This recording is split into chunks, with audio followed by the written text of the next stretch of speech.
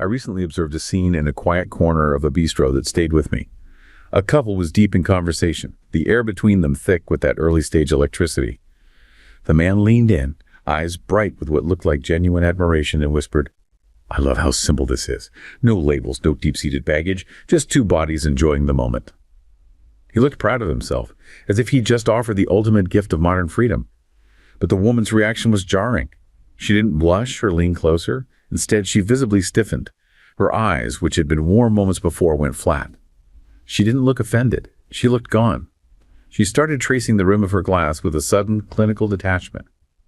When he eventually reached for her hand, she pulled back, not with a flourish of drama, but with a quiet, icy finality. To any casual observer, it looked like a classic mood killer or a sudden bout of insecurity. He was visibly baffled. "I thought we were on the same page," he muttered, sounding almost hurt. "Why does it have to get complicated?" What he couldn't see was that for her, his version of simple was actually a fracture. His promise of just the body wasn't an invitation to play. It was a signal of physiological danger. While he was trying to flip a switch, her internal sensors had detected a massive lack of coherence and shut down the entire grid to protect the core. To her nervous system, he wasn't offering liberty, he was asking her to fragment herself. It's a phenomenon that remains largely invisible in a world obsessed with no-strings spontaneity. Yet it is a daily reality for many, particularly those on the autism spectrum. It is the firm, quiet refusal of dissociated sexuality. It's the moment the body decides that if the mind and the soul aren't invited, the skin simply won't show up. It raises a question that modern dating culture is terrified to answer.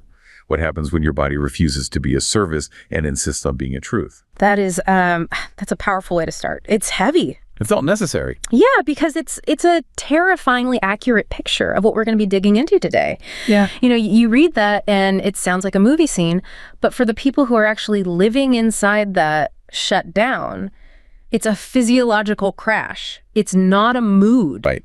It felt important to start there, right, in that bistro, because we usually talk about all this stuff in these big, abstract terms. We talk about hookup culture or modern dating, like it's some trend piece in a magazine. But when I saw that woman's eyes just going flat, that wasn't a trend. That was biological. We are not here to, critique dating apps or just complain about how romance is dead. No. We are looking at a collision, a very real collision between a culture that demands we compartmentalize our bodies and a biology, specifically, as we'll get into, a neurodivergent biology that just screams no. Yeah. It simply can't do it. And we have a pretty huge stack of research to get through here. We've got clinical reports on burnout from the Helix Center. There's some incredibly dense evolutionary psychiatry papers on mating strategies. Really fascinating stuff in there. Yeah. And we also have these really raw, almost painful firsthand narratives from people who are just opting out of the market completely. Yeah. But I wanted to just stick with that moment in the bistro for a second. The man said, "No labels, just two bodies." And to him, that's a gift. That's modern freedom on a silver platter. Yes. And, to be fair, for a large part of the population, that is the sales pitch. It's been the sales pitch for the last, 20 years? This whole idea is what some of the French research we looked at calls dissociated sexuality. Sexuality dissociately. Let's just put it in plain English. It means the belief, or maybe the cultural agreement, that the body can operate as a free agent. A separate entity. A totally separate entity, that you can actually sever the link between your skin and yourself, your consciousness. You can have just sex. Yeah. And your soul, or your mind, or whatever you want to call your emotional core, can just stay home, safe and sound, watching Netflix. Right. And the promise is that this is efficient. It's light, it's fun, it's unburdened. No strings attached. Let's just see where it goes. I mean, I've used those phrases. I think most of us have at some point. Yeah. It's kind of the default setting now, isn't it? It absolutely is the default. And for let's say, a neurotypical brain, and we'll get into what that really means later, that dissociation is often manageable. Right. They seem to have the cognitive filters, the software to say, okay, this is a game. I understand the rules of the game. My body is participating, but I know it's a game. They can numb that connection just enough to make it work. But the woman in the story, she couldn't numb it. It wasn't an option. She didn't just fail to numb it. Her body interpreted the request to numb it as a direct threat.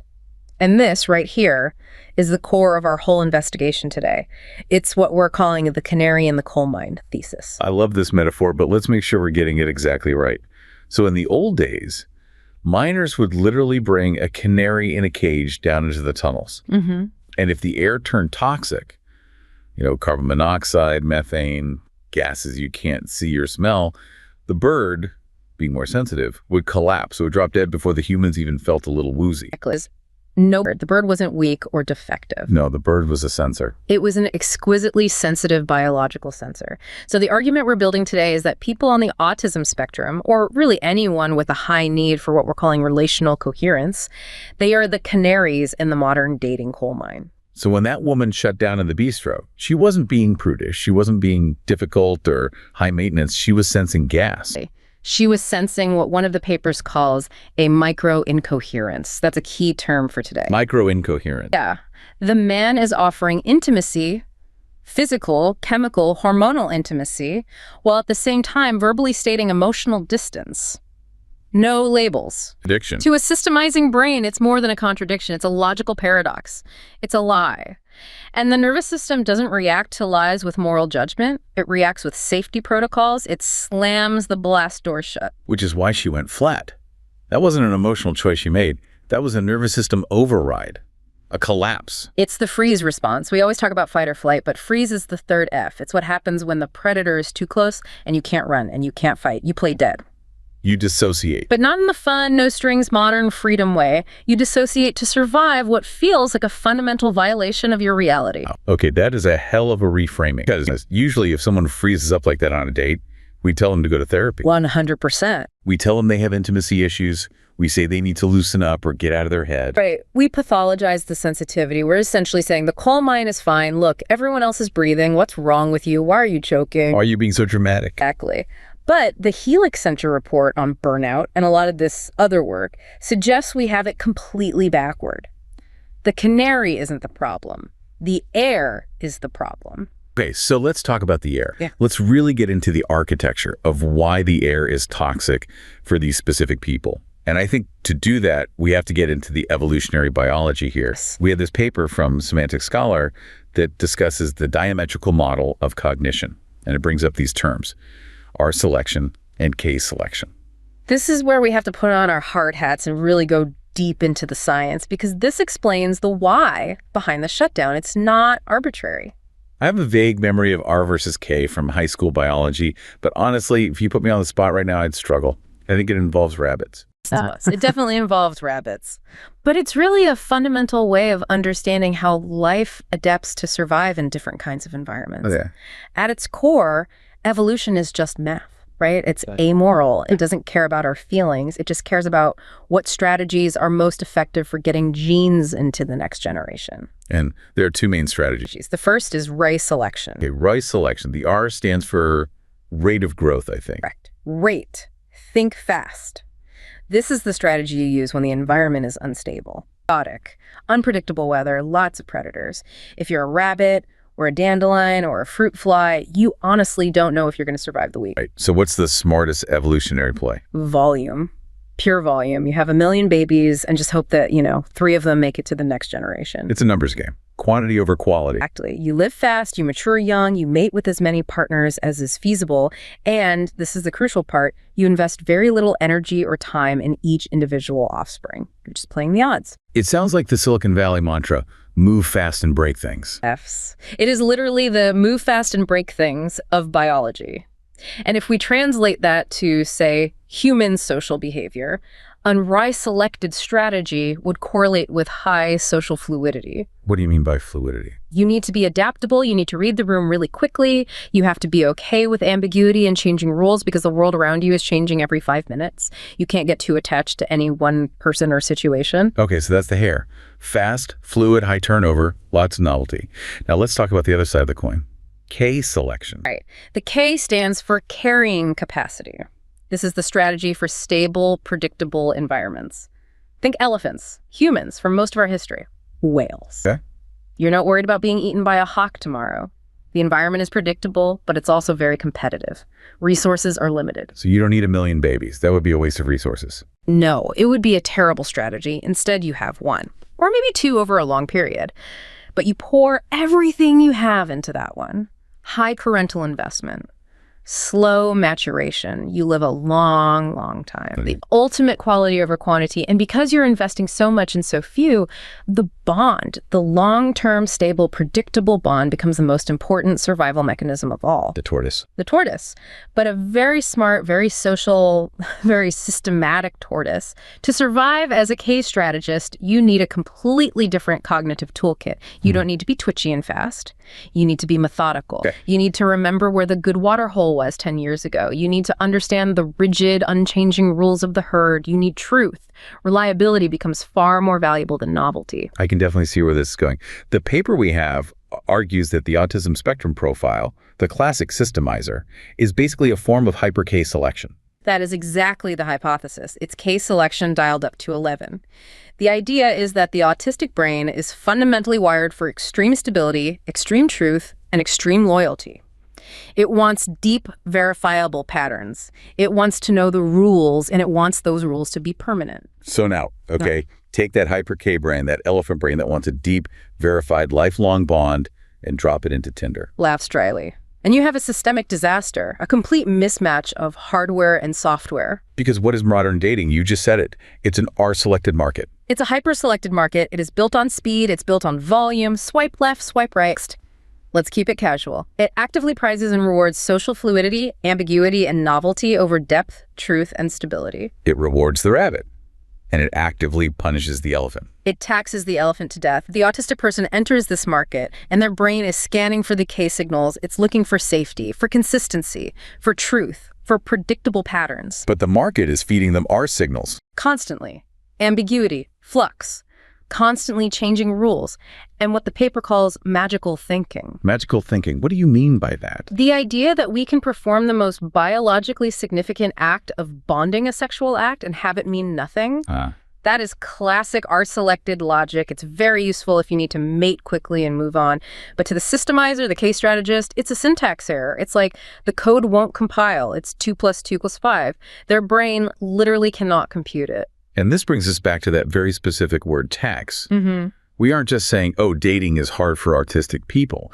We're saying it costs them something tangible, physiologically. It costs them metabolic energy. It is physically draining because they are trying to run a simulation on their brain that fundamentally contradicts their hardware. And to really understand how it's so costly, we have to talk about weak priors. Okay. This is from the computational psychiatry paper. And for me, this is the engine room of the whole problem. This concept explains everything. Okay, so weak priors. I've seen this term thrown around a bit in neuroscience articles, but let's really break it down. What is a prior? So your brain is, at its core, a prediction machine. It's not a camera that passively records the world. It's constantly guessing. It's predicting what it's going to see, hear, and feel based on all your past experiences. And those predictions are priors. Those predictions are priors. They are mental shortcuts. Give me a simple example. Okay. Imagine you walk into a dark room in your house and you see a familiar shape in the corner.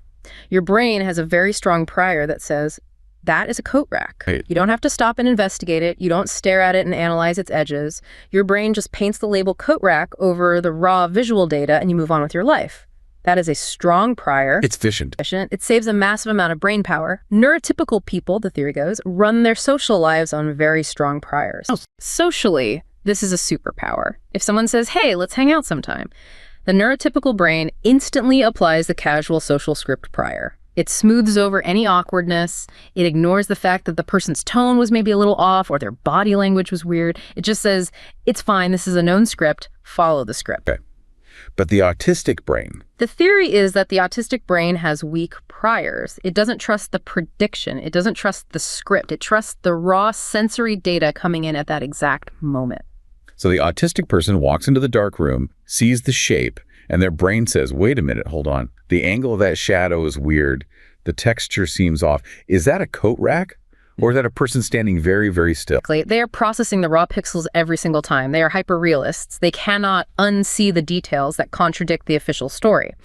Now, apply this to that date in the bistro. Oh, okay. So the neurotypical guy says, this is simple, just bodies. And his brain believes that, or at least accepts it, because he has a strong prior, a cultural script he's learned that says sex can be casual and mean nothing.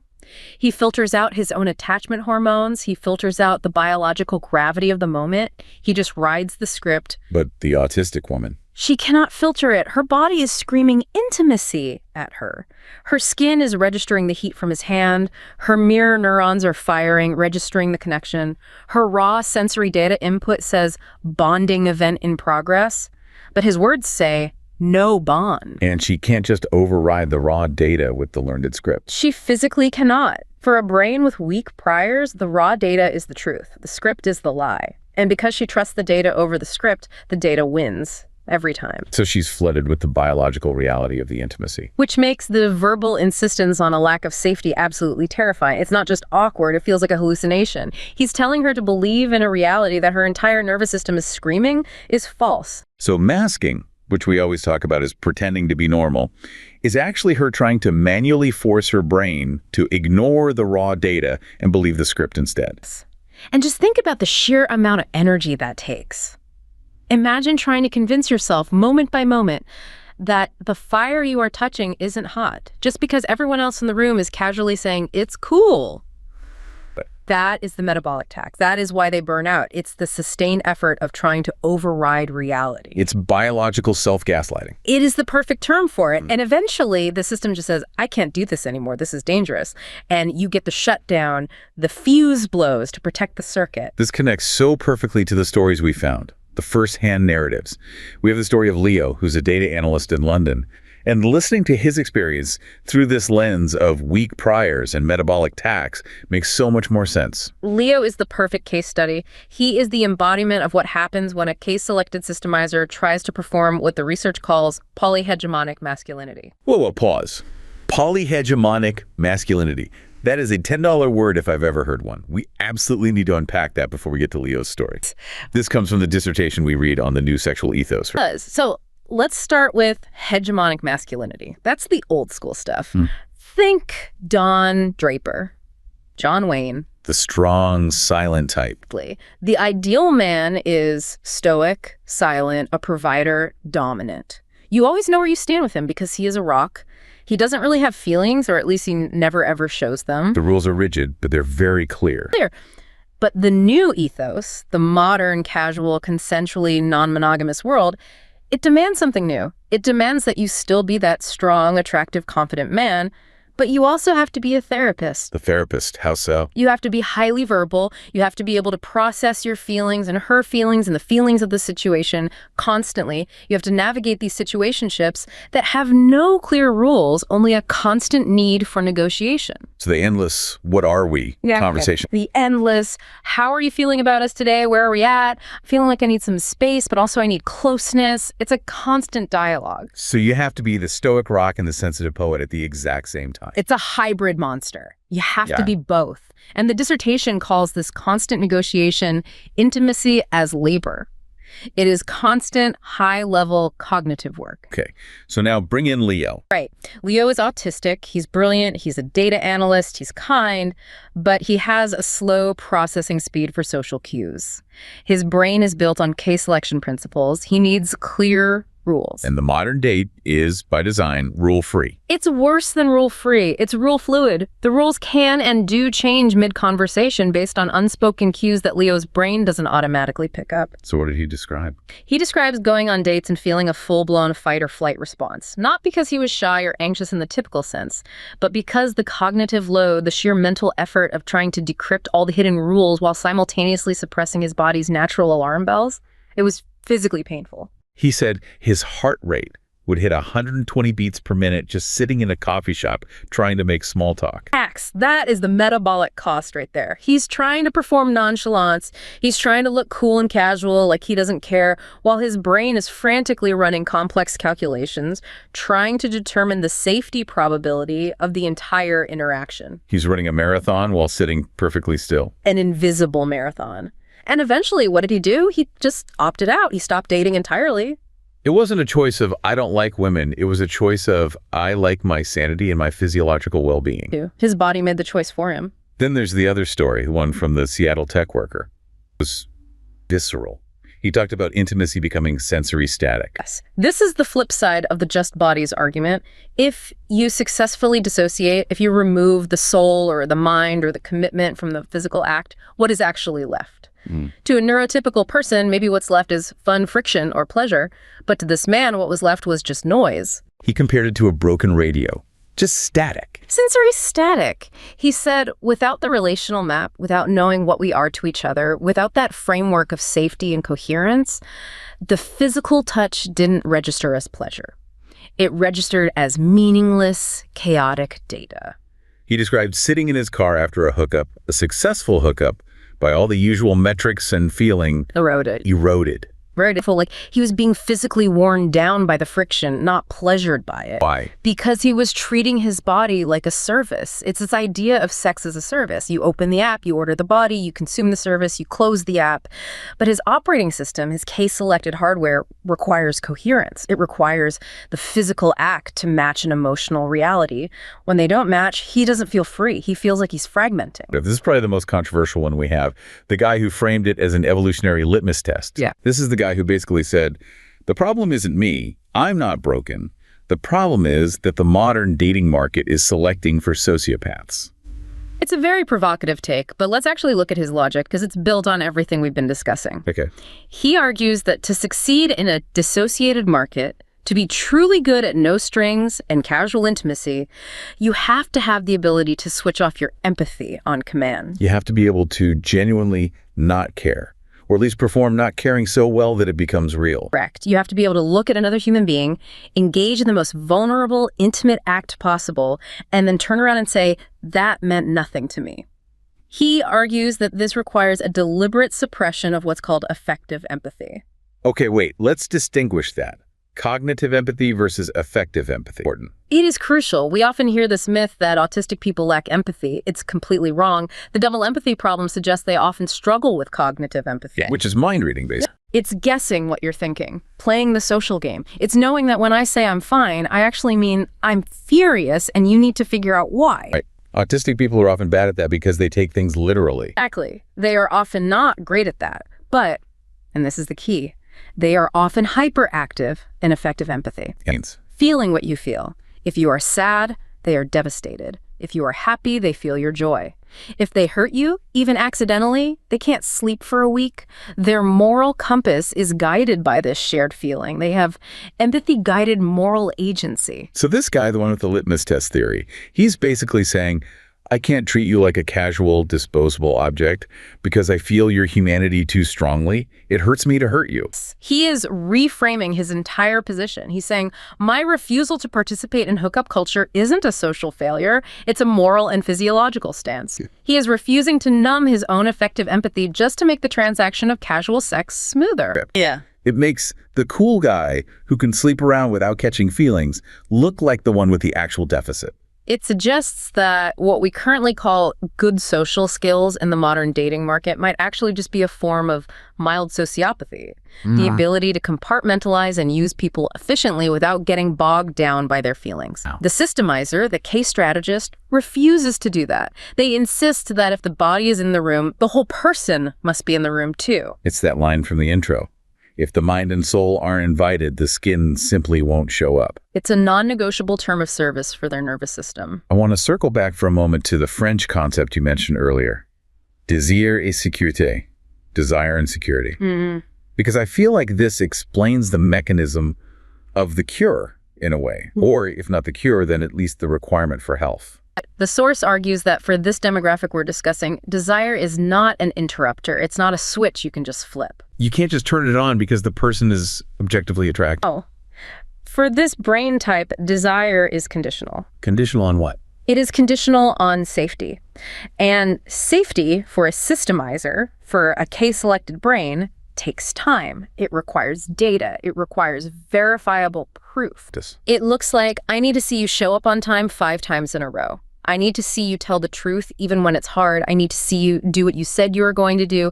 I need to verify the pattern of your behavior over time. So the slow burn, the idea of taking things slow, it isn't just a romantic preference for them. It's a biological necessity. It is a non-negotiable biological requirement to bypass the threat detection system. And if you don't do that?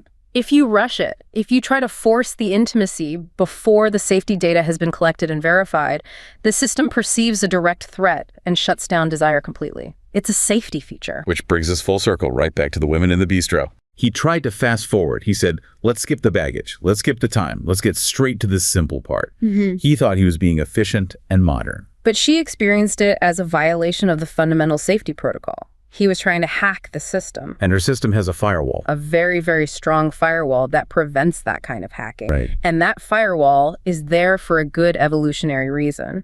It's there to ensure that the massive K-selection investment of bonding and intimacy is safe.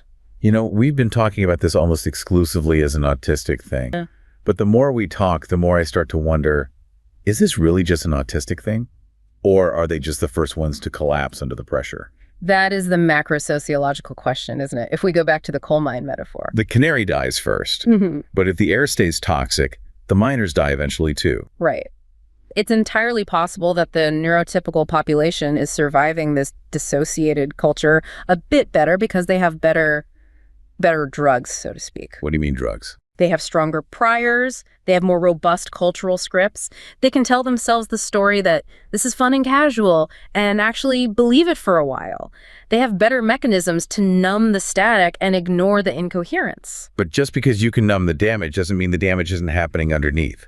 We are seeing rising rates of loneliness, anxiety, depression, and a general inability to form stable pairs across the entire population, not just the neurodivergent one. So it's possible the dissociated model is actually toxic for human biology in general. The autistic population is just the group that lacks the specific cognitive mechanism to pretend it isn't. They can't lie to their nervous systems. So in a way, they are the truth tellers. They are the biological truth tellers. Their bodies are refusing to participate in the collective. The very people our culture often labels as awkward or rigid or disordered might actually be the unconscious guardians of coherent intimacy. They are holding the line. Whether they mean to or not, they are insisting on coherence in an increasingly fragmented world. It reminds me of what that tech worker from Seattle said. He didn't want services. He wanted a signal in the static. He wanted the truth. His body demanded it. From a scene in a bistro to the evolutionary savannah to the predictive coding of the human brain. And I think if there's one big takeaway, it's that we need to stop looking at these failures to participate in modern dating as individual pathologies. Experiment. You know, if you take a healthy polar bear and you put it in the middle of the Sahara Desert and it dies of heat stroke. You don't say the bear had low heat resilience. No, you say, why on earth did we put a polar bear in the desert? The mismatch is the problem, not the animal. And maybe we need to start asking why we've turned the landscape of human intimacy into a desert of no strings and dissociation. Is the freedom we've gained worth the coherence we've lost? I want to leave you with a thought that came up while we were synthesizing all this material. We often talk about the spectrum as a deviation from the norm. But perhaps in a world that increasingly asks us to split our bodies from our souls, the person who physically cannot do that isn't the one who is disordered. Perhaps the inability to fracture oneself is the only sane response left. It leaves us with a haunting possibility. What if the disorder is actually just a refusal to be numb?